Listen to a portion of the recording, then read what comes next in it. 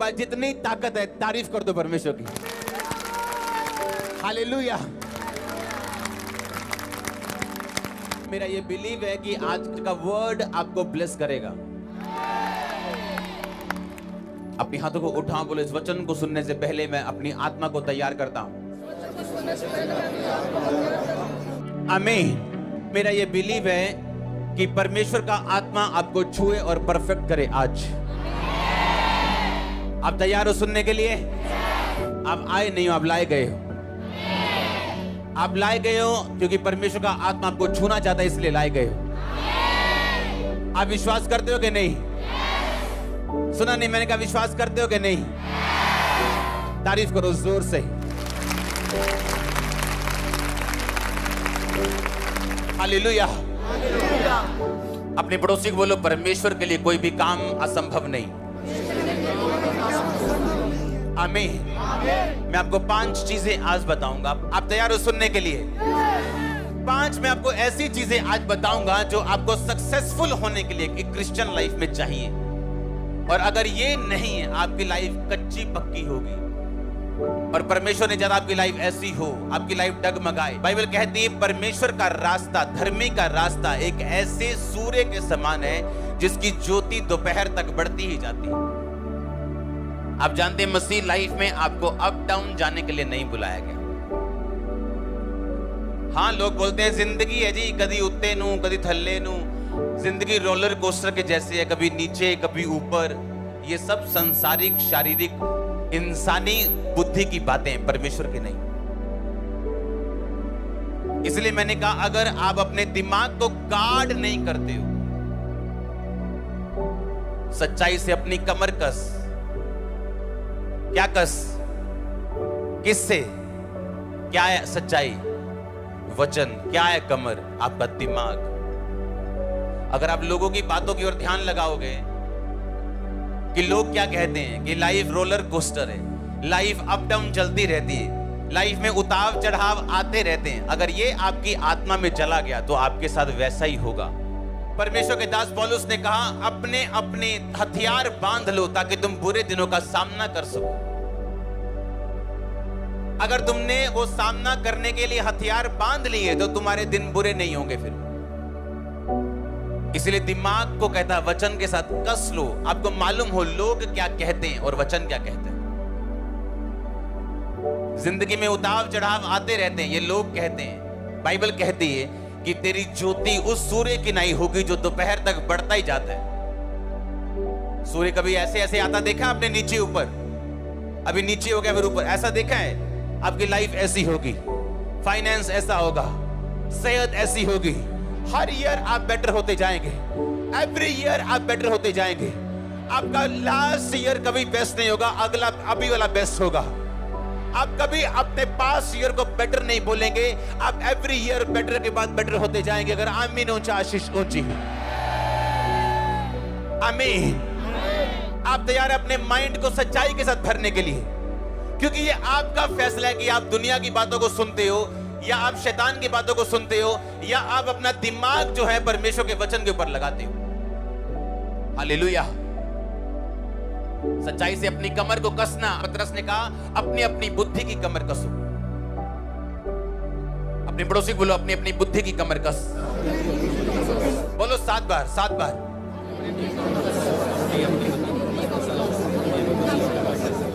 आमीन। सच्चाई क्या है?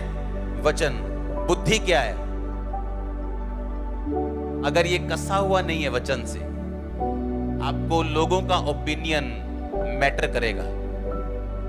लोग क्या कहते हैं मुझे परवाह नहीं, मैं प्रभु की हुजूरी में बोल रहा हूं। अगर प्रभु ने मुझसे कहा और आपकी बेहतरी के लिए कुछ है, मैं उसे करूंगा।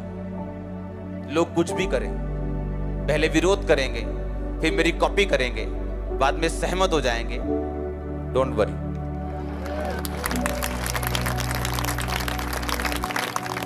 पहली चीज जो आपने अपनी लाइफ में रखनी है, अगर आप सक्सेसफुल क्रिश्चियन होना चाहते हैं तो वो ये है, आपकी प्रार्थना सेल्फ सेंटर्ड नहीं होनी चाहिए। लिख लो पहला पॉइंट। बाइबल कहती है यहोशकेल जब परमेश्वर के सामने गया तो परमेश्वर ने कहा यहोशकेल, क्या ये हड्डियां जी सकती हैं? उसने कहा परमेश्वर तू ही जानता है। क्या ये हड्डियां जी सकती हैं? उसने कहा परमेश्वर तू जानता है। कहा कि नहीं कहा? यहोशकेल अगर ये कहता हां परमेश्वर ये हड्डियां जी सकती, तो वो गलत होता। क्यों?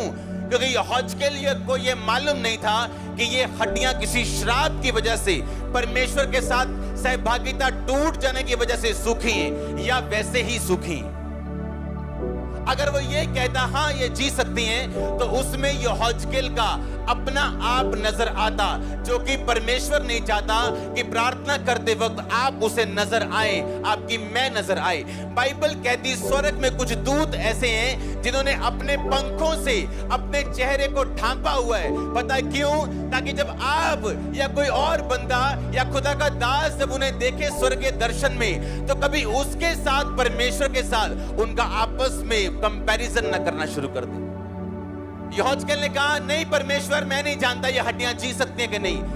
अगर वो कहता हां जी सकती, तो इसका मतलब उसका अपना आप नजर आ रहा था। उसने कहा मेरे को नहीं मालूम ये हड्डियों के सूखने का कारण क्या है, तो मुझे कैसे मालूम कि जी सकती है कि नहीं। अगर वो कहता नहीं जी सकती, तो ये भी गलत था, क्योंकि वो परमेश्वर की पावर के विश्वास के खिलाफ था, क्योंकि परमेश्वर की पावर से वो हड्डियां जी सकती थी।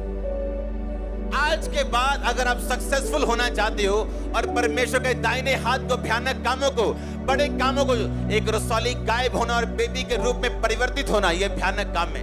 अगर ऐसे बड़े काम देखना चाहते हो, तो जब प्रार्थना करने के लिए आज प्रभु की हुजूरी में बैठोगे, तो आपकी प्रार्थना सेल्फ सेंटर्ड और मैं के ऊपर नहीं होनी चाहिए।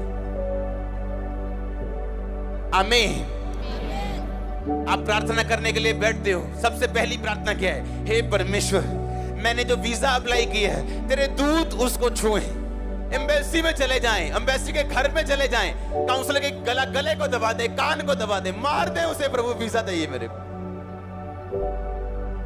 इसका मतलब आपकी प्रेयर सेल्फ सेंटर्ड है और पूरे चांस हैं आपकी प्रार्थना का उत्तर ना आने के, क्योंकि बाइबल इस प्रकार कहती, उसमें लिखा तूने मांगा पर पाया नहीं, इसलिए तू व्यभिचार में उसे उड़ा दे।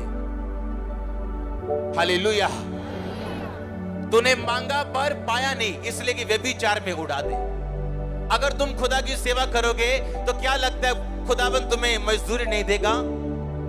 तुम उसकी महिमा करोगे, तुम्हें क्या लगता है वो तुम्हें ऊंचा नहीं करेगा? तूने जो मेरे नाम को जान लिया और मुझसे प्यार किया, इसलिए मैं तुझे छुड़ाऊंगा। बाइबल ये ऐसे कहती है, हाँ या ना? कहती है कि नहीं कहती? लेकिन जब प्रार्थना सेल्फ सेंटर्ड है, पहली प्रार्थना जब आप वचन में बैठे, प्रार्थना में बैठे, आपकी पहली प्रार्थना होनी चाहिए परमेश्वर मैं तुझे और जानना और समझना चाहता हूं। दूसरी प्रार्थना होनी चाहिए परमेश्वर मैं तेरे वचनों की गहराई को समझना चाहता हूं। तीसरी प्रार्थना आपकी गैर भाषा होनी चाहिए। चौथी प्रार्थना आपकी कमियां कमजोरियां होनी चाहिए कि परमेश्वर ये मेरी लाइफ की कमजोरी है जिससे मैं बाहर आना चाहती हूं, बाहर आना चाहता हूं। पांचवी छठवीं प्रार्थना फिर भी आपकी यही होनी चाहिए कि तू लोगों को बचा, मेरे घराने को बचा, हमारे उद्धार को और तू फैला परमेश्वर। और फिर आप अपनी प्रार्थना रखो जो रखनी है कि परमेश्वर अगर तू चाहे तो ये भी हो सकता है, अगर तू चाहे तो मेरा वीजा भी आ सकता है, अगर तू चाहे मेरा लंगड़ापन भी ठीक हो सकता है, मुझे बेबी मिल सकता है, सब कुछ हो सकता है तेरे नाम में। पर आपकी पहली प्रार्थना ही ऐसी है जिससे परमेश्वर को लगता है कि आप सिर्फ सेल्फिश लोग हैं और अपने मोटिव्स को आप मेरे से पूरा करवाना चाहते हैं। बस आपको कंटेनर से प्यार नहीं, लेकिन जो कंटेनर के अंदर चीजें हैं आपको उससे प्यार है। आपको बाप से प्यार नहीं पर बाप की प्रॉपर्टी से प्यार है। ऐसे बच्चे नाजायज कहलाते हैं और गलत कहलाते हैं। ऐसे बच्चों से बाप कभी प्यार नहीं करता। आपकी फर्स्ट प्रेयर होनी चाहिए परमेश्वर में बढ़ने के लिए, अपने उद्धार में बने रहने के लिए, उसका थैंक्स करने के लिए पास्ट में जो उसने आपकी लाइफ में काम किए। जब परमेश्वर ने देखा यहोशकेल तूने बड़ी बुद्धि के साथ उत्तर दिया है, बड़े दिमाग से उत्तर दिया तूने, आत्मा से, कि मैं नहीं जानता परमेश्वर क्या ये हड्डियां जी सकती कि नहीं। परमेश्वर ने कहा तू भविष्यवाणी कर कि ये हड्डियां जी उठे। आत्मा उसमें आया, आत्मा आप पे उतरता है जब आप परमेश्वर की मर्जी को पूरा करते हो। आत्मा आप पे उतरता है जब आप परमेश्वर की विल पे चलते हो।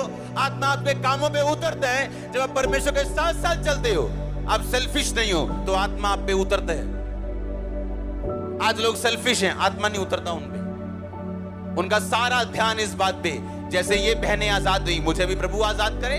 जैसे उस भाई को परमेश्वर ने ब्लेस किया लाखों के घरों से, मुझे ब्लेस करे। उन्हें कोई ध्यान नहीं कि क्या आज मैं प्रेयर करके आया हूं, मेरी बाइबल पूरी है, पवित्रता ही सही है, मैं सब कुछ कर रहा हूं, आज मैं संडे प्रभु के घर में हूं या नहीं। नहीं, इन बातों की और कोई ध्यान नहीं। इसका मतलब हम वही हैं जिसके बारे में वचन कहते हैं कि तूने मांगा और पाया नहीं, इसलिए कि तू व्यभिचार में उड़ा दे।